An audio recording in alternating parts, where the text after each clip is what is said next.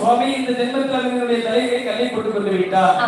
மறு ஜென்மத்தில் இந்த பூலோகத்தில் பிறந்து என்னுடைய இரு கரத்தாலே அவருடைய நெஞ்சி கீறினால் அவர்கள் எடுக்க வேண்டும். பழிக்கு பழி கொள்ள வேண்டும். சுருக்கமாக சொல்ல போனால் பழிக்கு பழி கொள்ள வேண்டும். சரி. அது மட்டுமல்லாமல் இந்த உலகத்தில் நான் எதை இயக்க நினைக்கிறேனோ அது அனைத்தும் எனக்கு இயங்குவதற்காக வளர்ந்த வேண்டும். ஒரே இதாய் வயிற்றில் விரைக்க வேண்டும்.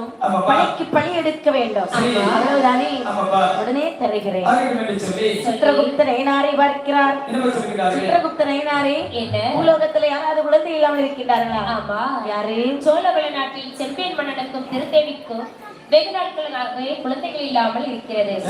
அவர்களுக்கு இந்த அண்ணன் தங்கை இருவரையும் குழந்தையாக பிறப்பித்தால் என்ன? அதோ நிற்கிறானே ஆகாத பாரு. ஆமா. அவனை எங்க பிறவி செய்யலாம்? காவேரி பூம்பட்டினத்தில் மாணாக்கன் செட்டி ஒரு பெரிய வணிகன். இவனும் வெகு நாட்களாகவே குழந்தைகள் இல்லாமல் இருக்கின்றான்.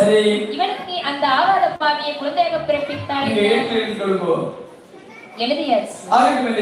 சொல்லி குழந்தை அதாவது